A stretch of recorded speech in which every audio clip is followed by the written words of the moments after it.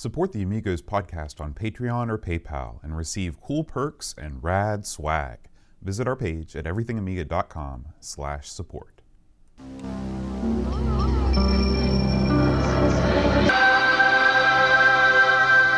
Amiga, the first personal computer that gives you a creative edge.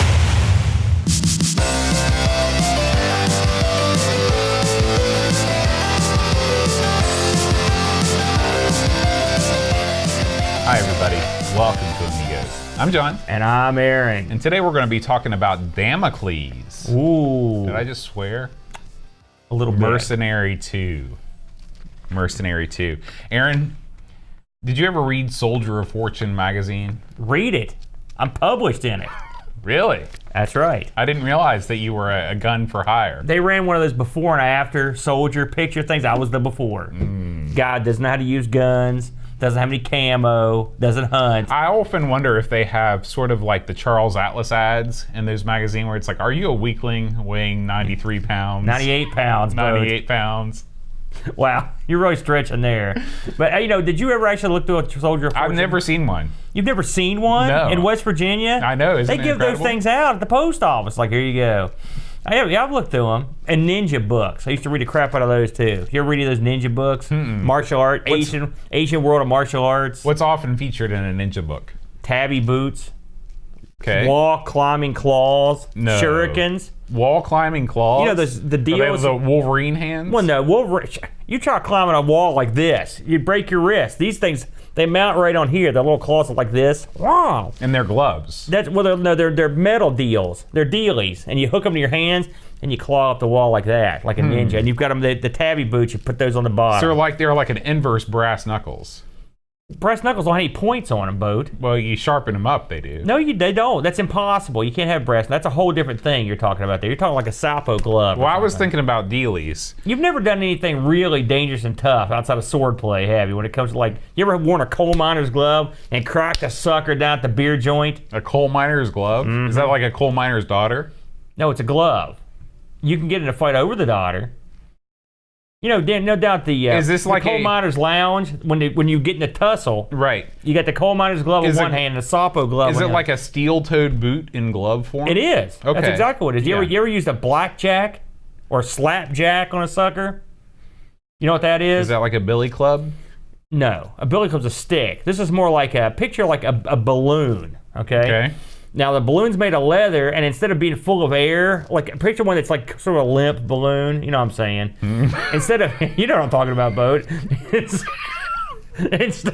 Instead of air in the limp balloon, you've got like some heavy metal or crap in there. And then when a sucker starts giving you a lip, or dumps his schlitz on you, right? When the schlitz starts firing, you whap this guy upside the head with this blackjack. Now, but you said it's small. It is. So, but I mean, is it still sticking out of your hand as you bring it down? Picture the limp balloon hanging like this, and when you wing it across, the balloon goes woo and whacks the guy. Yeah. That seems kind of These are the lowbrow weapons of choice here in West by God, Virginia. Sapo glove. You got your coal miner's glove. Although the Is ninja that to say, stuff. what about a midnight special? That's a gun. Oh. So yeah, that's also on tap, but we don't use those if we can help it. You never been in a big massive bar fight, I'm guessing, have you? Not as often as I wish. You ever whacked the drunk idiot with a chair or a pool cue? I've never whacked a drunk idiot. Well, you should try it. We could go to Coal Miners Lounge. They're still open. It's 5 minutes away. Midget wrestling is coming back. It was already here. Oh, is it already come and gone? And we missed it, I'm afraid. Yeah, that would be That's a shame. awesome. But, no, Soldier of Fortune, you could hire guys to go out and I guess you could hire guys for. You get you some mercs. Yeah. Which I think is another game on the Amiga. It might be, but it's an arcade game. But you get you some hired guns, and then you invade a third world country, right? Or they at least help those guys to augment your localized army. Sure. You're just like you. I bet the A team, stuff like that. You could probably hire those guys out of the back of one of those magazines if you're lucky, and if they can find you.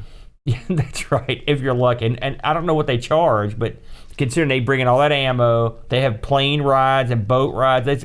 They got that sweet. How do these van. suckers afford the A team? I always wondered that. Well, you're an orphanage. We're going to bring in these. If you think about it, we're bringing in hired thugs to beat up these other hired thugs. Right. B.A. Baracus ain't working for cheap. That's true. You ever seen that guy? You know he goes through chicken like and meat. He's a big bodybuilder. Those guys eat nothing but protein. Yeah, You get not to fired mention up. his collection of gold chains. He makes it all up though because he wears that rope belt. I've always wondered how a man that can wear 24 karat, gold chains has to settle for a rope around his waist.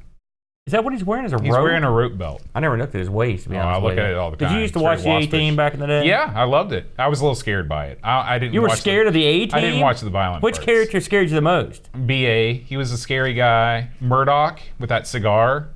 I didn't like the way he talked. Murdoch was my favorite guy. Really? Yeah, because he's howling mad. He drove the was. plane. He was crazy. Yeah. He used to drive B.A. nuts. He was good on Star Trek, too. I should watch that again, the A-Team. You I wonder watched if The it Next holds up. Generation, right? Oh, yeah. You remember his character on there? Was he on The Next Generation? Yeah. Who did he play? he was he was- cute? Man, your geek cred is just... Your bar cred's in the toilet, and now your geek cred's in the toilet, and your lawn care cred's in the absolute toilet. Move on. Okay. Well, Aaron, this week it's been a busy world in the Amiga community. There's tons of stuff going on. Barkley. Thank you, Pix. I do want to give a quick shout out this weekend, where we covered it a couple weeks ago. The NAUG group is meeting. Did you see their banner thing? I saw Figgy made this incredible looking banner. I know that there are several of our Norse buddies are driving in from parts unknown all over the country. They're all converging upon this town, which is totally. I can't say it. It's like There's lots. You have to spit everywhere and Yeah. roll stuff. Before you move on, I want to show you that everyone in our chat room's got a lot of geek cred because we had 3 people scream out Barkley. Oh, broccoli. Yeah, Barkley, that not guy. broccoli. It's Barkley. Like woof, woof, a dog, Barkley. Oh, Carry not on. broccoli. You've never seen Next Generation in your life, have you? Okay, enough said. Keep on trucking. Chat, back me up on the broccoli thing. There's a story behind it. You must Okay. have never read any of the No, books. I guess not. Okay, so let's talk about Amiga news. What about Coming the robot? up first, see? Bam! Thank you. You're an idiot. Carry on. So, start here is what I've written in my notes. So let's start right here. This is Phase 101. All you've got is Facebook. That's all it says. It's not easy to put these Oh, these what is links in. this? So I this don't know is what this is. Yeah, so there is a hacker group called Phase 101. Ooh, okay, cool name. And they've cobbled together their story. This is a story that takes place over many years. And these guys, I can't remember. They're from Malta, actually. I remember that. Is it just me or does Malta sound like an exotic locale? Because you hear about Malta, the Isle of Malta, and it's, I believe, as I recall, in World War II, it was a tumultuous area that was seized by the Germans briefly. Sure. And various movies take place there. And they've got castles and stuff on Malta, I think. Yeah. So pretty cool. Yeah. So these guys, right after World War II, and they freed the island, they started a hacker group, and they cracked a bunch of games. So you're yanking my chain.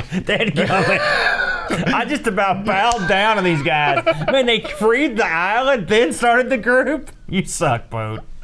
We just freed the island. Man, we got to get this copy of Shadow of the Beast out there without the copy protection. What a jerk. So anyway, these guys have a Facebook page. I don't think they have a real website, but if you go to the Phase 101 story on Facebook, you can check out, there's like 8 volumes of this thing. They've got a website, but you have to be elite to get there. That's true. And clearly, you don't have that kind of cred. I don't have what it takes. Yeah. I like that. Now, early on in the show, Aaron, we talked about AmiKit. Do you remember this? Yeah. Oh, yeah. I still have it. I use it on occasion. So why don't you explain what AmiKit is? Well, now I haven't used it for a long time in terms of, I don't know what they've got going now, but it was sort of a out of the box, one stop, like your Amiga rigged up with a bunch of fancy schmancy stuff on top of it. Absolutely. Emulation special. And I believe they were working on a gimmick to allow you to basically use the same kind of thing on an actual Amiga, as I recall. Right.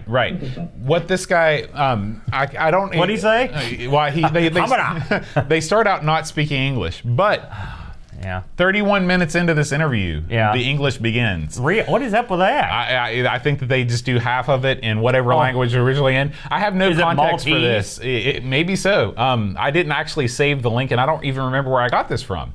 But there is, if you're interested in... What's the interview about? Well, it's about this guy is interviewing the creator of AmiKit. And who was the guy interviewing him? I can't remember. It's just some guy. It's some guy. So if you're at all interested in AmiKit, if you use AmiKit and you want to find out about its historical roots, check this thing out. You remember back in the old days, we used the crap out of that, didn't we? Yeah. I was like, here you go, Boat. I'm going to set you up. This And was you used especially for a before I really learned how to use WinUAE And well. it's super fancy. Yeah, As it looks. you know. The desktop looks like any modern, Windows, Mac desktop. Yeah, that's nice. All right. And those guys, they do a lot of hard work on their Boat. Next up, Aaron, it's Tenmark. Oh, yes. He's back. The 10-minute Amiga Retrocast this week is covering the GoTech drive. Yes. So you have some experience with the old GoTech, don't you? Here's how you use the old GoTech. I'm going to spell it out. I'm going to make a 1-minute version. What you do is you go buy the GoTech. Then you have to update it with the Amiga firmware. Then what you do is you take your Amiga 500, you set it down, you get yourself a hacksaw. You just cut a big chunk of that sucker out. And then you post pictures of it on the internet. That's and say, right. Look what I did. And then now, any jerk can use screws to keep something in. Nope. What a loser. What you do is get you some double-sided tape, That's stick right. that sucker in there, wire it up, and you're in. And then you never touch that Amiga for the next 5 years. That's right, because the it plan. works. It works perfectly. It works perfectly. I've got plans for that Amiga 500, and I will vindicate myself. Listen, it seemed like a good idea at the time. I swear to God, I thought it would turn out great. Well, it didn't. I miss it. It doesn't look that bad. It's not like it's horrible. It looks okay. I think it looks passable. I think it looks pretty good. As long as you don't look at it, it looks great. Listen, don't give me any grief, Boat. That 500 was jacked up in all kinds of ways anyway Well, before that even happened. So don't feel too bad about it. Yeah. Anyway, Tenmark takes you through the paces. He shows you all the ins and outs. But what I want to focus in on is Tenmark's desktop wallpaper. Fancy. Back there in the shot. He has received his Amigathon postcard and magnet, like I hope you all have. I've seen them starting to roll in on the Discord. Yeah. 10 Minute here.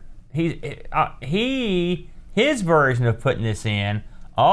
He's got to take the top off the computer. Take the top off. He's got to cunningly place it in a way that it's accessible. He's got to do everything right. Well, that's fine. Make me look like a jerk. Thank God I didn't put up my video, how to install the which I shot. That video has been deleted hundreds of times.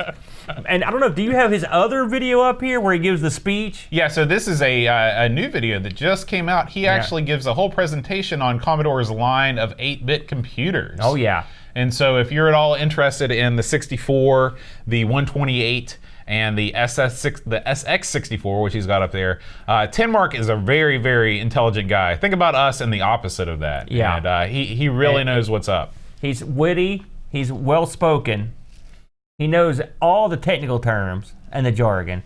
It's funny, like in the past, say 6 months. How long has Tenmark been making these? It hasn't been that long, has it? Yeah, not that long. It's like him and like Pixel Vixen. It's just like they are enormous personalities. They're movers and shakers. We've got half of that. What do we got? Enormous. We got. I'm working on it, Boat. But these people have came. I love it. I love it. I mean, and these are this is some quality stuff. Great learning tool. The stuff you can go back and watch over and over. Not like our sorry, sad, tired act. You see us once, you're done. Get the heck out of there. But I highly recommend Tenmark stuff. Gold. And finally, our boy, Ravi Abbott. He's back. He's not spinning the tunes this week. He's unwrapping the package. Oh, man. He just... Whoa. Go. Just go. Stop saying stuff like that and just keep going. He got a ZZ9000 for the Amiga. Do you know what the ZZ9000 is? It's an Amiga with a huge beard. Okay, I don't it might know. be. This thing gives your Amiga everything you want. It gives you full HD resolution. Okay. Gives you, oh man. Yeah, it's got a built-in scan doubler. It gives you a gig of RAM. It gives you an Holy. Ethernet card. It gives you an SD card. It's for all of the big box Amigas, the 2000, 3000, the 4000. So we're out of luck. But Ravi actually he actually talks a lot about it with the chat, and then he finally unwraps it. And He's got to build suspense, both. Oh yeah, that's what it's all about. This thing is remarkably small in stature. Yeah. It slides right in. What do you call those slots? Just expansion slots? Is there a cool acronym for it? Zorro slots? Trapdoor RAM? I know all the terms. No, it's not trapdoor. Okay. There's a bracket on it there. That's your Swiss Army knife of cards. Right. If you got that, you don't need much else. Now I wonder if you can use that with the. Look at Duncan Styles. He's on my wavelength right there. The A500 with the Checkmate. Now we should mention, this isn't listed amongst your news items, but I'll go ahead and mention it. The fellow over at Checkmate posted a video this week. These Checkmate 1500s have been shipping.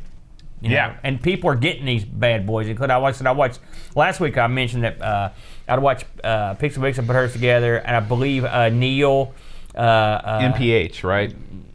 Neil Patrick Harris? No, Neil from Retro Man. Oh, that Neil. The main man, Neil. The real Neil. Has been putting his together. But apparently there's been a small snag in some of these with the, and it's just a fingerboard is all it is. It's just a pass-through board that slips into the sidecar of the Amiga 500 that sort of reroutes the expansion slot at an up around to fit into this case. Okay. Because the Amiga 500, the slot goes out like that, and this is just like a series of lands. Just go whoop. It's just a little card. This like is a thing that comes with the 500, the 1500. And apparently, what you're having here is on certain bits of hardware, you're having some timing issues, which goes to show you how close they cut some of this stuff. I mean, this should really make such a small bit of difference.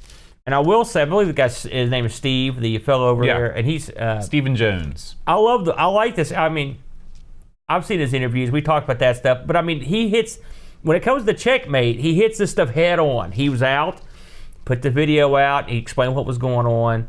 It's not a huge. It's not a deal breaker by any stretch of imagination. It's just if you have certain peripherals that you may have some trouble. It's one of those gimmicks where you if you hit reset 4 times, on the 5th time, bam, it comes up perfectly. You know what I mean? It's one of those. Yeah. They're the hardest ones to find. Well, if you're involved in the hobby, you're used to doing stuff like that anyway. So just deal with it. Hit reset a couple times, you're fine. See, you're being mockish or amusing, but that's exactly why I feel. I do that with every computer I have. I mean, yeah, you just gotta listen. This stuff's so old. If it comes on, there's a little dance right there. Then if it works and you could do something with it for like an hour, that's the big dance because this stuff's old, man. And you're making all these crazy contraptions for these old computers. You're gonna get some weird quirks, right? And it's not like I've seen people beating him down like you screwed us. I don't think anyone did that. So it's all good. But I mean, I'll give the guy credit. He was on point, just like he's been throughout the whole thing.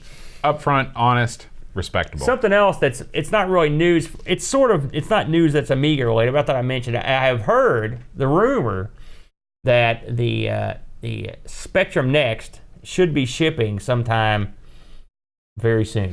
It's amazing. Have you heard that? With our sister show, our Sinclair, how many comments we get that just say how hyped people are for this thing. This has got to be the most looked forward to retro computing item in forever. You know what irritates me about the Spectrum Next? I'm going to tell you.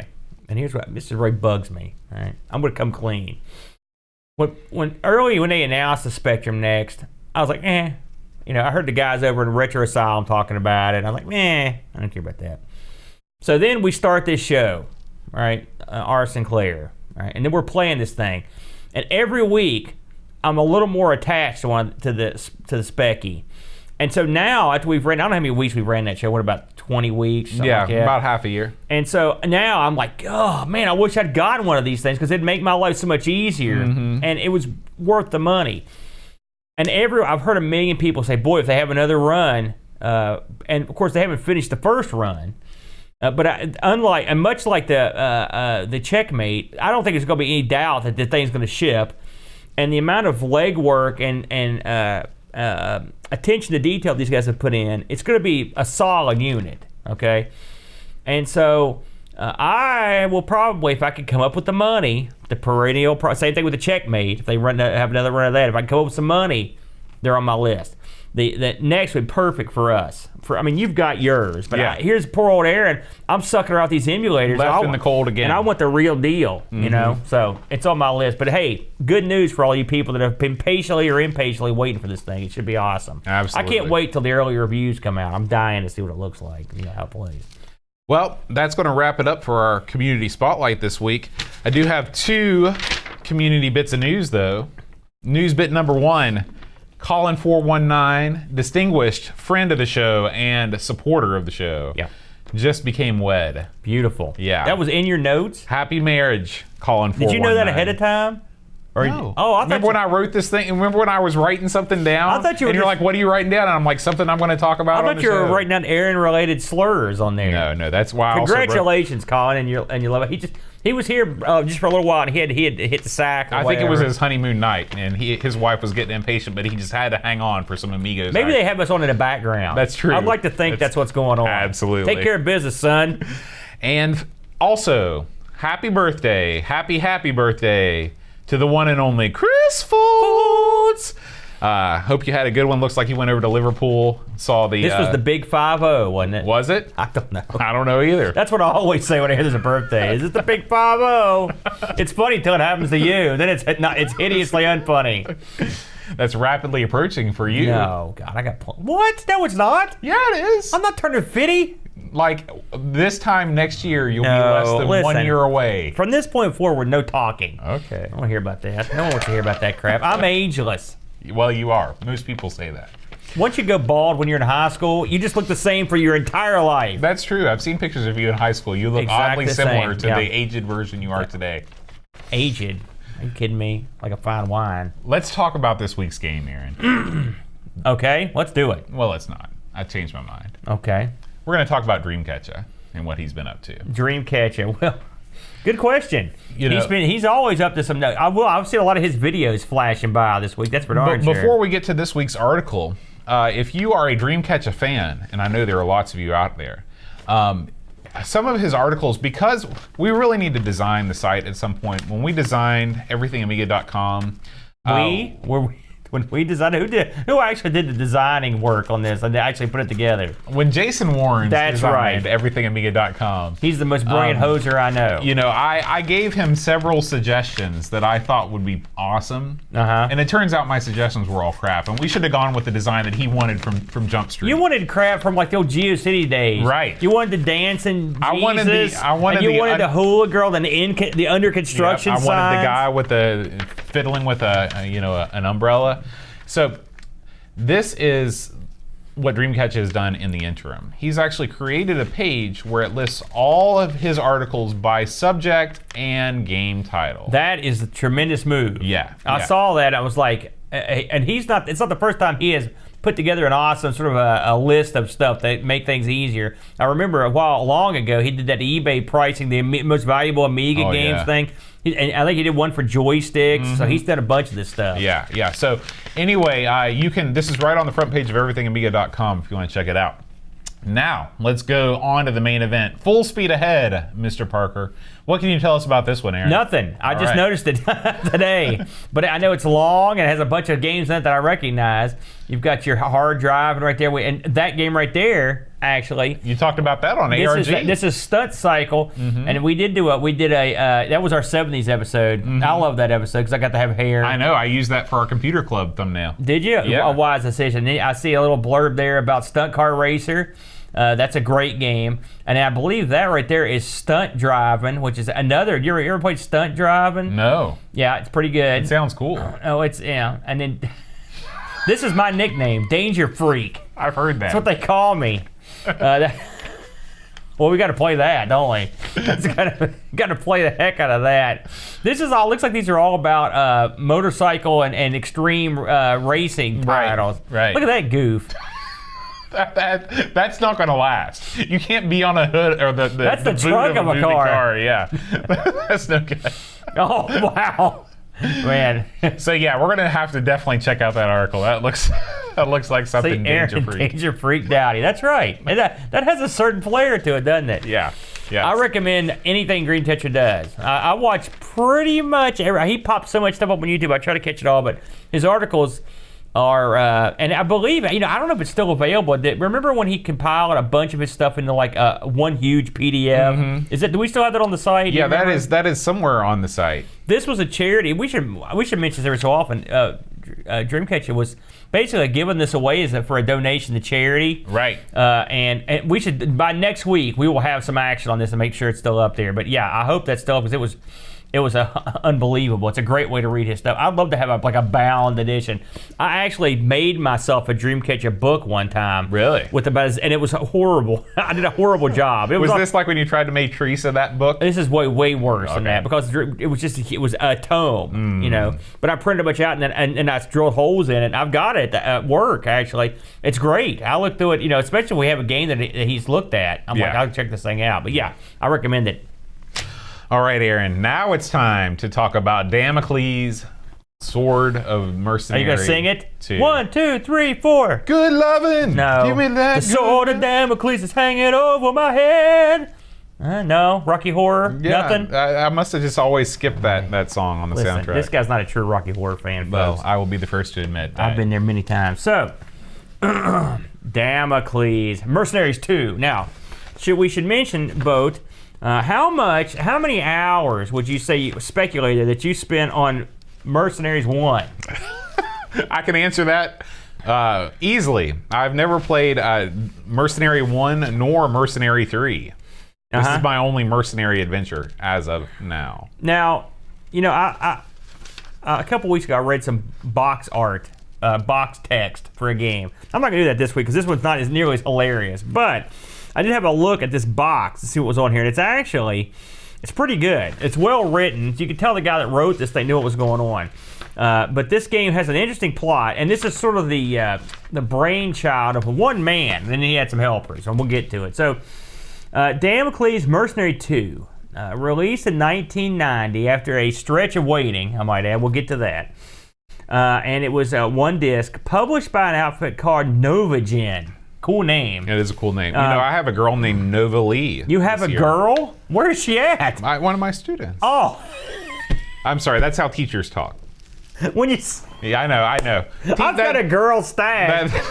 What's her name? Nova Lee. Nova Lee. Yeah, Nova Lee. Why can't you be true? Right. So, good God Almighty.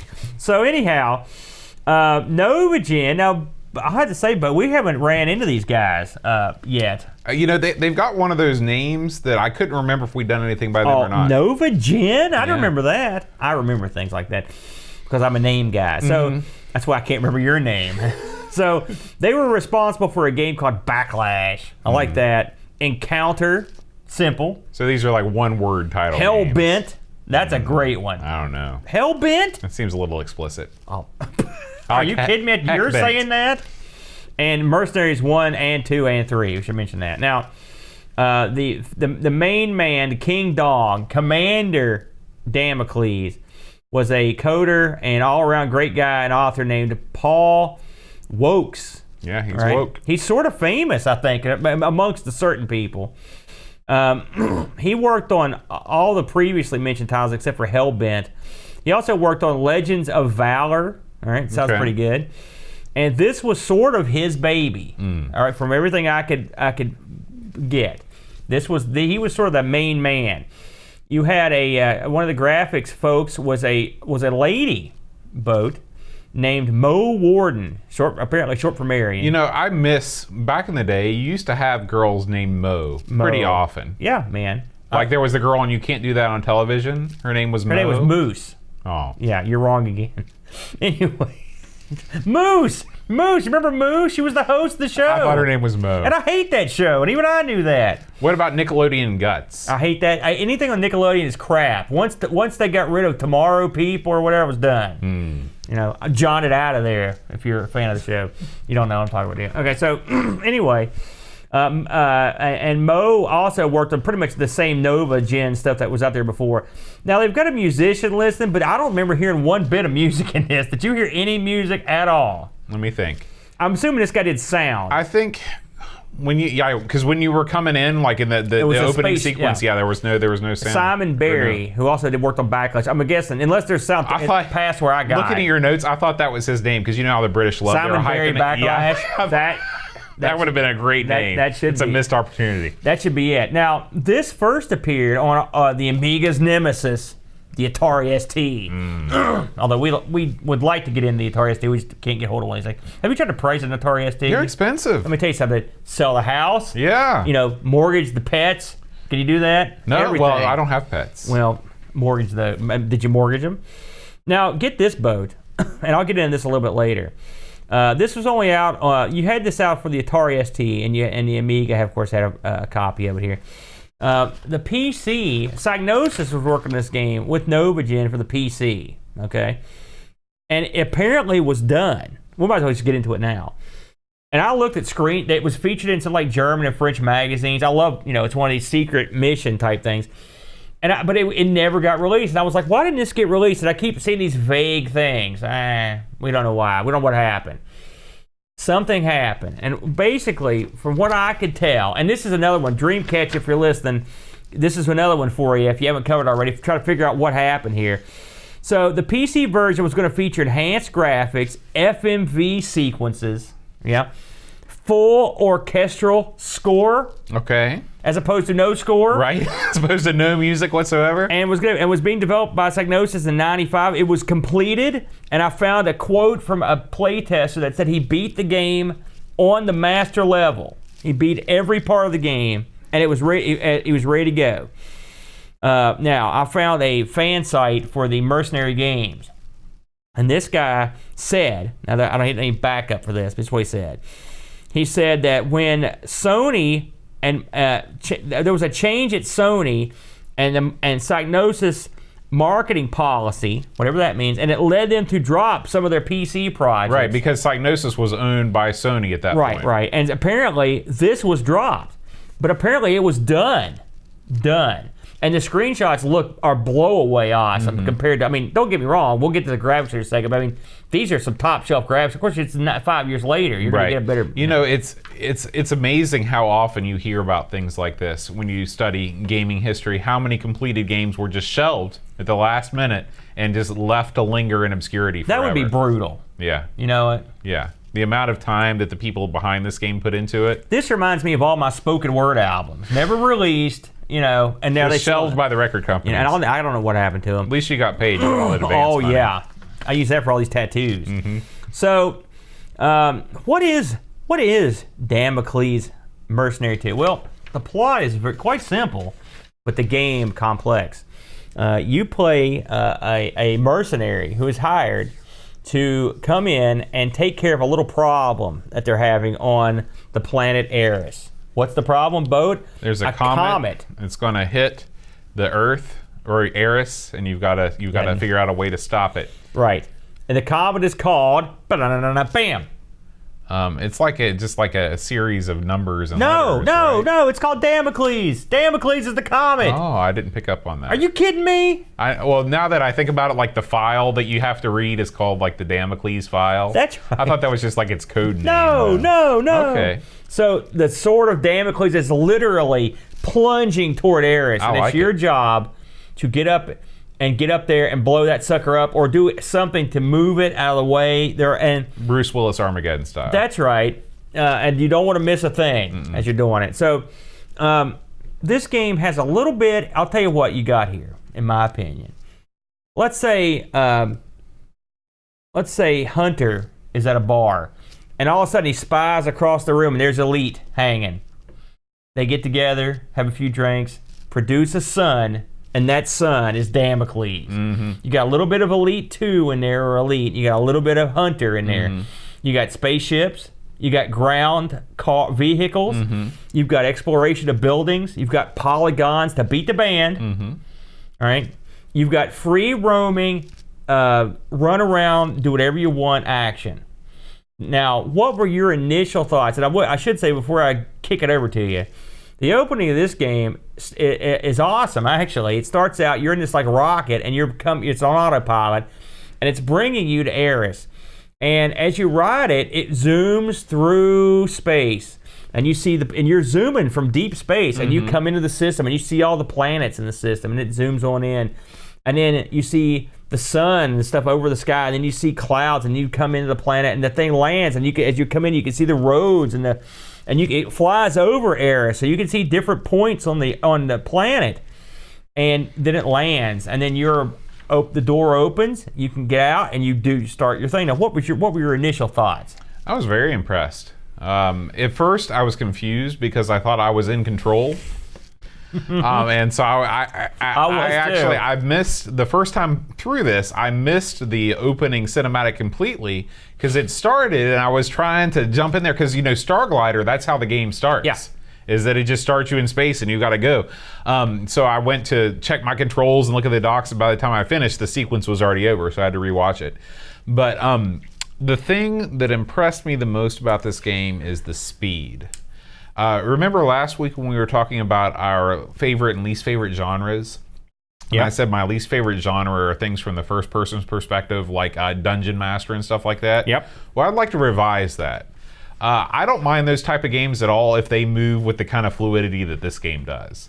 I've reached a point in my life where I have no patience for advancing frame by frame in first-person mode. Yeah. But this was a joy. This was a joy. It was as smooth as a velvet child, as I say. That was very beautiful, and especially for what you were pushing out here. This is some heavy-duty polygon action. I agree with you on that. Now, once you sat down, what was the first thing you did? Because I'm assuming you started just like I did. Did you read the docs? Yeah, I read the docs. See, there you go. So, what did you do? I got in the car, I took off for the state building. Or no, I went into the airport building. Well, the game tells you what to do. Well, you don't even have to wait. You don't even have to read the docs. It does. I'll talk more about that later. But anyway, that's what I did. Yeah, and here's the things I liked about this, but I'm gonna just go off on a couple things that I thought were neat. When you land your rocket, you instantly can get out, and then you're on the tarmac, I guess, right? And there's a building. There's only one building. There's only one building. And there's a door, and the doors are like Star Trek style type doors. And inside the first building is a key, and this key will let you use the car. You've got to go fetch the key. The key's huge, by the way. The key's huge, but you can see it. You could actually see the key through the window. You could. These buildings are. They're not fully fleshed out. They're rendered in 3 dimensions. That's for right. real. They have multiple floors. Right. This game has. The victory in this game can come down to whether you find the detonator on the second floor of a building amongst other buildings on an island, amongst other islands, in a sea down there. And then it's crazy how you can literally go anywhere. Yeah. I mean, it's a very realistic open world simulation. Now we should say, as this game, and this is another thing that reminded me of Elite. When this game loads off the one disc boat, incredible, one 880K Amiga floppy disk. Yeah, this is OCS ECS. This game loads into memory and never loads again. Yeah, there's no more loading. It's good to go. Very impressive. Whoever the coder here, Woakes, he knew his craft. This game was a late arriver, and so when you are in the ship coming to the planet, the guy you're talking to says, we expected you 4 years ago. Well, that was sort of an inside joke to the fact that this game was 4 years late. Oh. This game, I believe the original Mercenaries, and I can double check this, I believe it came out in 87. No, it was 85.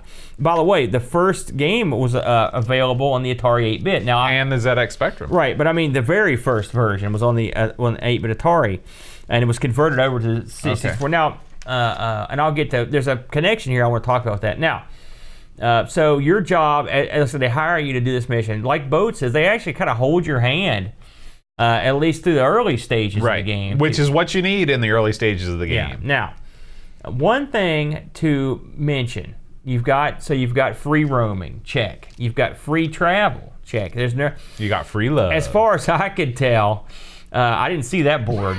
As far as I could tell, there was no fuel consumption. Did you ever run out of fuel? No.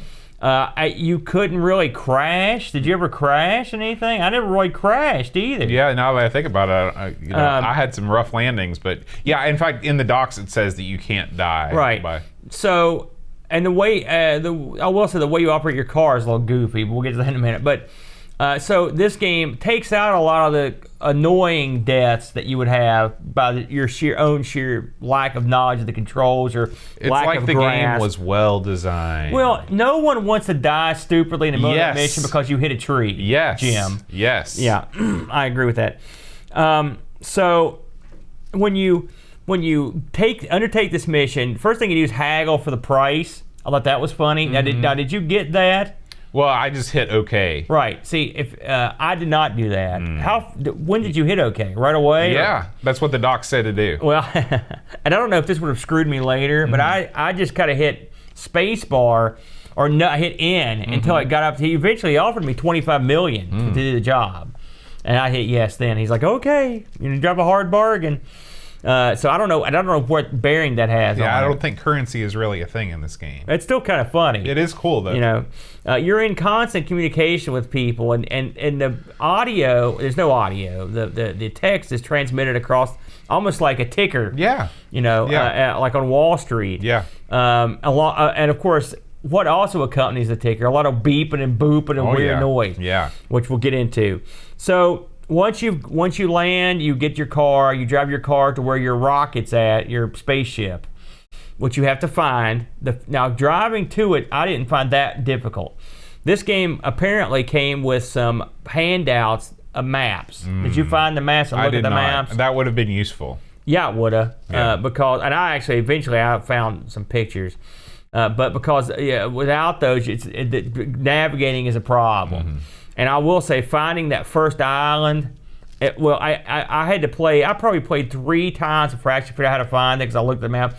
Because the first 2 times I played this, the game just devolved into me just flying around, Right. and exploring stuff and going to different planets. That's what I ended up doing. But that would have helped.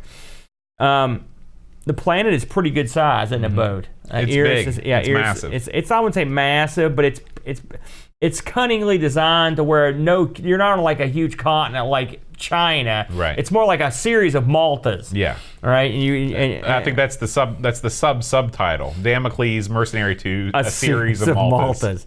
I like a good malt now and again. By the way, you ever drink a malt? All the time. Well, I mean, not really all the time. Have you ever had one? Yeah, it's like a milkshake. They're good.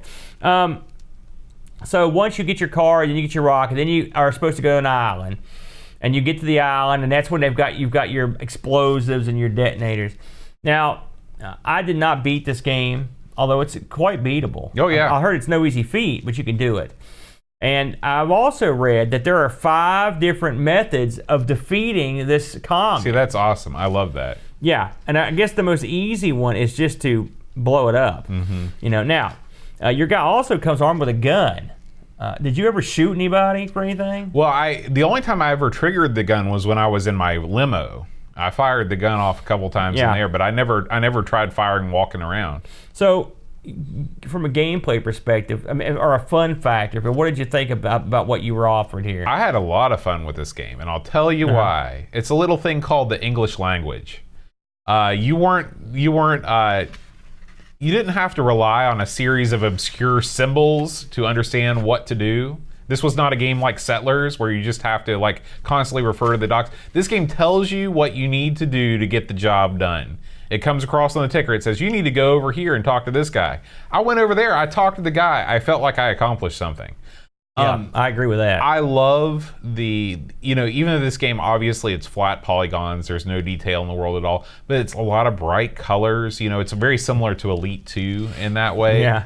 That's a big hanging point. You mentioned a lot of the bright colors. I like the spectrum. Do you stare at a rainbow and just tears roll down your face, your tongue's hanging only out? Only if it's a double rainbow. That's when you really get excited. Yeah.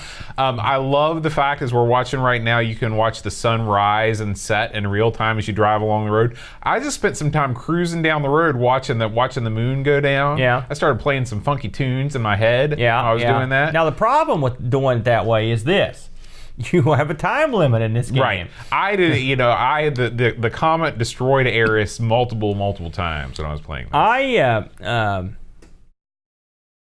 I like the concept of this game. I think it looks. I mean, this is another game. The Amiga always. It's funny. We played Elite 2. I played it back in the younger days, and then I thought, man, this is incredible.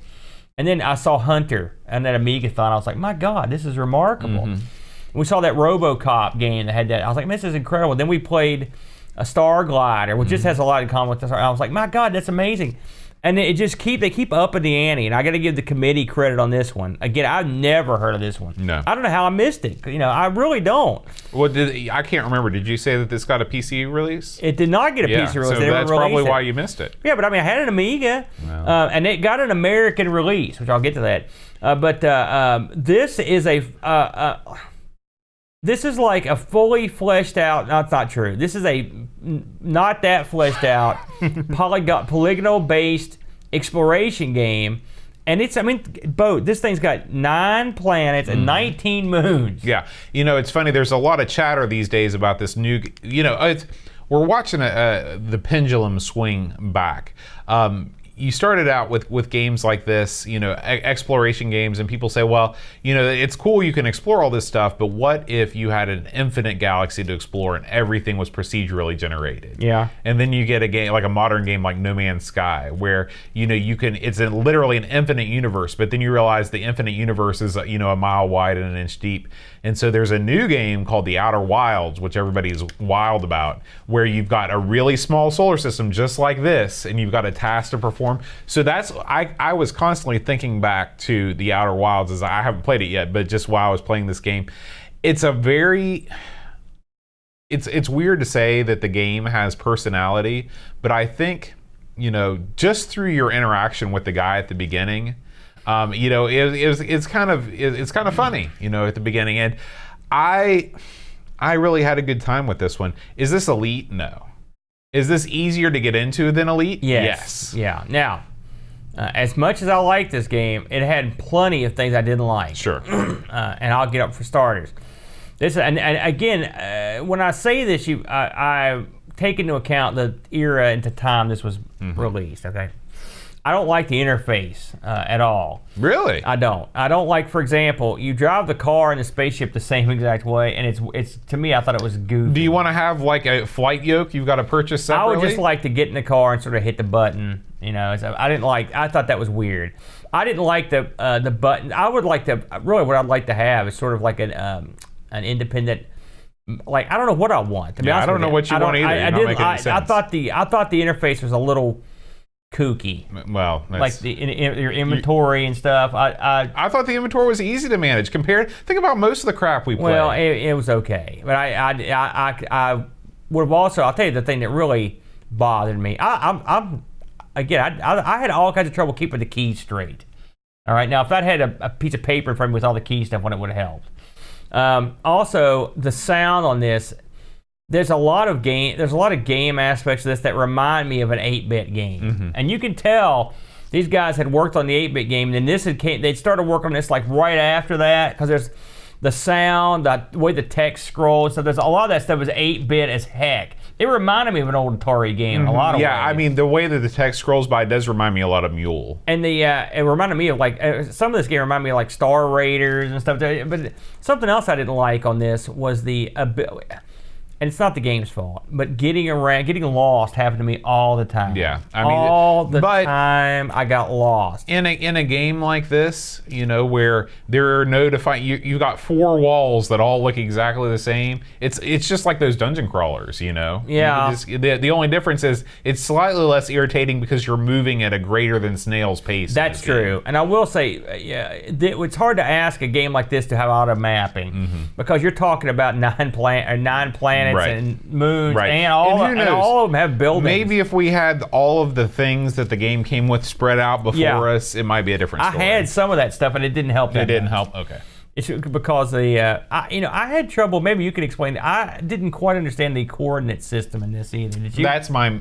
You're talking about your faults with the game. Yeah. That's my major fault. Okay, thank God, because I just thought I was an idiot. I had a heck of a time figuring out how that worked. Yeah, I still don't understand how it works. I gotta be totally honest. I never figured it out, and the docs did not explain it to me. I want to be able to, because it's like you go in, you're following the in-game instructions, and the text is like, okay, head for these coordinates, and you can find your next thing.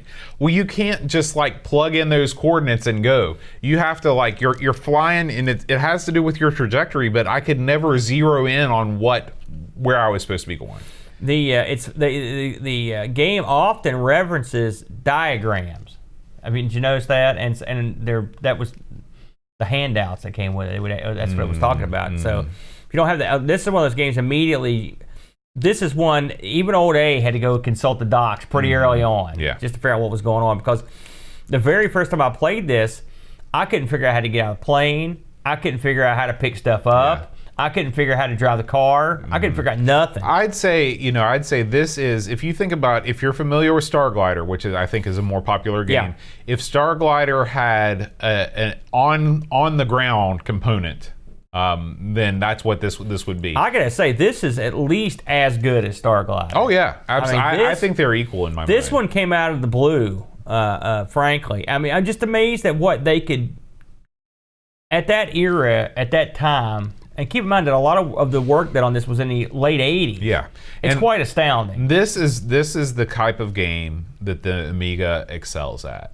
These type of, genre pushing, experiential type things. But not graphically, it doesn't excel at it. I mean, absolutely. Think about what other games were you playing in 1990 that looked like this, that moved like this? I don't know. None games is the correct answer. Well, maybe you're right. I will say the 95 PC version, the pictures I saw, they looked like this with the polygon skin. Well, by 95 the world had moved on. Right, but 1990, there's nothing. I can't think of anything that looked like this that moved with this amount of speed. If you told me that, say, hey kid, you could play this game where you could explore 9 planets, a bunch of moons, and each one of those have landing bays that you can get out of your plane and go walk around in various buildings, it's astounding. Now, another problem I had with the game, it's not the game's fault, but I'm going to mention it, is the worlds feel absolutely desolate. I mean, there are large expanses of nothing, surrounded by a field of nothing and a forest of absolutely nothing. Right. A forest would imply a great amount of trees, which are not present. I never saw a single soul in my travels. Yeah. I did see lots of boxes, and I saw benches, and I remember the first thing I did was go in and pick up an air conditioner. I thought that was funny. You can pick up everything in this game. You just hit down on the cursor. You picked up a sofa. But I mean, it's amazing. And if you'll remember when we played Hunter, it had buildings you could go into, and they were the simplest possible structures. This has multi-floor elevated buildings with different rooms and setups. It's very impressive. Absolutely. And remember, this is OCS ECS. This is 1985 hardware. Yeah. This game did come out with a couple. They came out with a couple mission discs. Did you know that? Expansions. I heard that. And they added extra missions, and also they gave you some save games. It's sort of what Elite did. And Elite, they give you save games from crazy places, let you go off. And then there was a third game. This was it was called Mercenary II, the Dion Crisis. Was it about Dionne Warwick? It was, and the Friendship Network. You don't think I remember that, did you? Now, I don't know what it's about. It was also released on the ST and the Amiga, and it was, it picked up where this was left off, so it's kind of neat. There was a sequel pitched, and you'll like this, in a magazine called Zap, Italian gaming magazine, and they, in an April Fool's issue, billed the Mercenaries for the 11th Planet, which was going to be a game, and it was all crap. That was not a real thing. I hate April Fools. I know you do. I know you don't like silly. You won't stand for it. I won't. There was a PC port of this game. This game's, like I said, there's a following of this game. It really is. I was on some of the websites and stuff. I don't know how big it is now, but it was big well into the 2000s. I saw 2 different types of PC sort of versions of this. You got anything to add before I get into the reviews on this? No, let's talk about the reviews. So the people at Lemon gave this a 7.46. I think it's a little low, frankly. Yeah, and that's very not like surprised Lemon. by that. Yeah. Amiga Computing gave it a 73. I'm not sure some people got this game, Bo. Amiga Force gave it a 88. Amiga Format gave it a 92. I'm very surprised. CU Amiga gave it a 94. Info gave it a 4 out of 5. And Your Amiga, and one of my favorite things, in January of 90, they gave it a 90%. In August, they reverted down to a 79. I don't know what happened. Yeah. And I should mention before we move on that this game was actually highly praised on some of the other ports. The Spectrum version of this was voted number 15 in the Euro Sinclair Reader's Top 100 Games of all time. I'm going to have to check out the Spectrum version. All right. Can you imagine? I can't even imagine what that's like. Yeah. And the Amiga version of this game was ranked 21st best game of all time by Amiga Power. And it was also. But didn't Amiga Power also give it like a 62% when they reviewed it? I don't have it. It's funny. I don't have a review for them, so Wow. they're off the hook. And it was also very well regarded on the ST. So it's a well regarded, popular game. And the fellow that made it here, I want to go back to him real quick. Paul Woakes, who just passed away a couple years ago, is a very private man. But he was, from what I read, he was a very talented programmer and an excellent writer. So and people liked him, but I couldn't find hardly anything about him. I never saw a picture of him, and I couldn't find any interviews with him. So. But he's well loved. That's well, for I can sure. tell you this, Aaron. Our Discord community was not interested in reviewing this game. I think they took a look at some screenshots and decided it was not worth the effort. Which, this is the kind of game. Listen, when me and you heard about this game, I was like, "Oh my God, what is this?" I thought we were going to be in for something. It's intimidating, and it's not an easy game to play. It ain't dogfighting, that's for sure. But if you're a kind of person, listen, everyone that listens to this show for any time knows I like my stuff light. Mm-hmm. This ain't light, but it's not so deep that you can't see the sun. Yeah. There's gameplay to be had. I purposely didn't watch any of the ending videos so I could go back and try my hand. Mm-hmm. The time limit gives you some expedience to it, so you're not going to be playing it until doomsday. I think it's a good hidden gem, in my opinion. I agree. I think that this is, it's almost like I just like you. I group all these games together: Hunter, Starglider, this game. And they're all impressive in their own way. I wouldn't put RoboCop 3 in there. RoboCop 3 is a less. RoboCop was the perspective was very nice, and I played well once I figured out what we were doing. That part of it. That I think you got a little rose-colored glasses on. Those driving sections, the frame rate was atrocious. Yeah, I mean, it was chugging. But anyway, I should mention that on eBay I did find a sealed NTSC copy of this in the States. Really? They're asking $150 for best offer. And in the UK, these are selling for $43, $42, above $40. So it's still a desirable game. Yeah, apparently. I'm guessing some of that's just for the fact that you want to get the goodies that are in there. Yeah. Well, Aaron, before we go, let's check in with what's been going on the Amigos Retro Gaming YouTube channel. All right, what do you got? Well, let's talk first of all about our latest episode of the ranking of Amiga platformers. Yes, I haven't got to watch this one yet. So this is one that I did when we first started doing the show. One of the first Amigos Plays videos I did was this game called Mr. Beanbag. Now, I recall that you liked that game. I did, and I continue to like it. There are some people, Lorfarius came in, he destroyed this game on the YouTube comments. He said it was unspeakably bad. I think that this is an okay title. Doesn't look that great. It's the enemies. This is one of these games. There are tons of games where the designers spend all their time on the main character and no time on anything else. This is the inverse of that. Yeah. Where the enemies are all well animated, it's colorful, there's lots of fun collectibles. The playable character is a beanbag that barely moves. Isn't that's another Amiga hallmark? Yeah. The parade of horrible mascots continues unabated. Right. So check out that video to see where it ranks in the ranking of Amiga platformers. Yeah, don't tell us. I want to find out. Yeah. All right, coming up next, Aaron, you want to talk a little bit about the Sega Mega Drive. Wait a minute, that... Way back. Yeah, that's too far back. Sorry, the handheld games episode of ARG Presents. Yeah, ARG this week, we spun Bizarro handheld games, and what that means is we had to pick each other's game. And what a week for this to come up, because I got screwed. We play handheld games. Now, I picked In fact, on loan from the boat collection, I picked Digital Derby, a handheld game where you drive a little car. Very sort of a famous game, I think, boat. And this is from like, I think it was from 78 or something like that. 78. And Brent picked for me the little arcade version of Burger Time. I love Burger Time boat. I like the television version a lot too. The arcade version is good. And this version, there's the little arcade he got me holds a secret surprise, which I'll let you find that about. But it was fun, and we also, I will say, coming up, which we'll be filming it this weekend, will be we rolled another Bizarro episode. Yeah, that was unbelievable. So we'll be picking each of those games again. But I will say, just to spoil it, we'll be covering the Intex Adventure Vision. I cannot wait. Every game released for the Intex Adventure Vision. I don't know if you saw this, but I've played a real Adventure Vision. I saw that, and I've seen them, but it wasn't working. Yeah, this is extremely, probably the rarest console you've yet covered on ARG.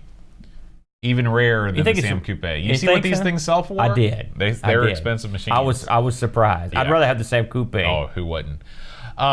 In addition to that, we've got some just my normal streaming nonsense. I continue to work my way through some of the best Atari 1200 or Atari 8-bit games ever on the Atari 1200 XL. You know, before you continue, I watched this video you made, and I love Alley Cat. It's one of my favorite old school, but I've always played it on the PC.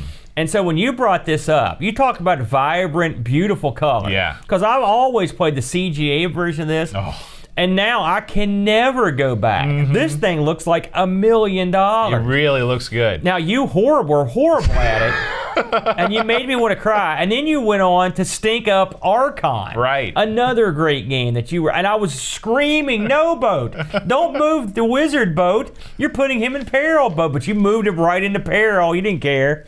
But that's a great game too. Yeah, I enjoyed this. And this, like I said, this is what made me get out my digitizing Atari gimmick to try out. So it was a good deal. And then that's awesome. Yeah, and then we did a little bit of Asteroids. Asteroids is garbage on the Atari 8-bit. It is. And then I finished things up with Astro Chase. Astro Chase is not garbage. Astro Chase is actually wonderful. So, and good news, if you're a fan of these Atari streams, Aaron has introduced me to a new gimmick which will allow me to capture footage from the Atari in glorious high definition. Yeah, well, so high-ish. It's as high as it can go. Yeah. At least. So the days of the scan lines, at least the ugly scan lines, not the ones that we like, are over.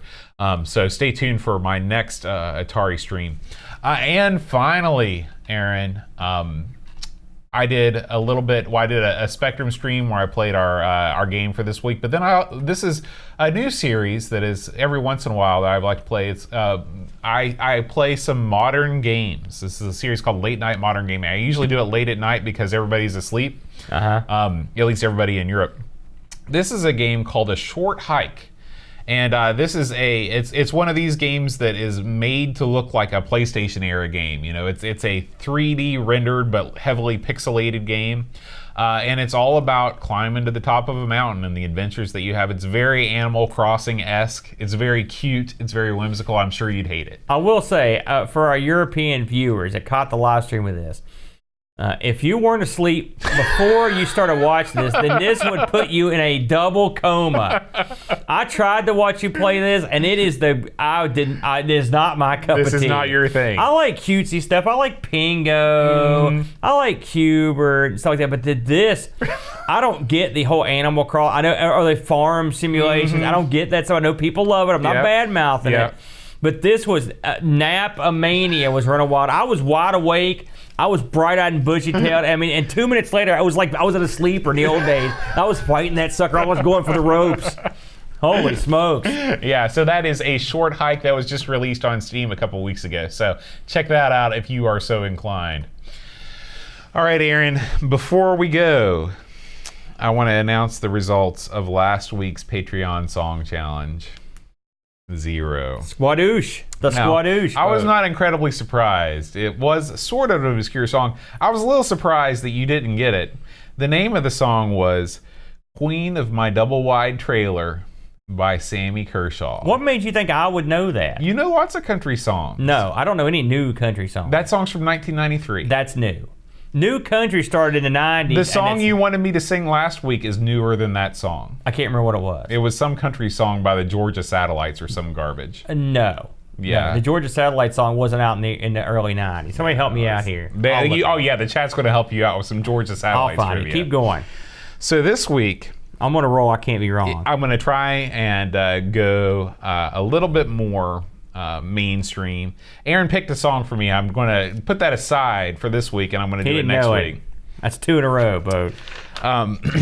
So here we go. What is that?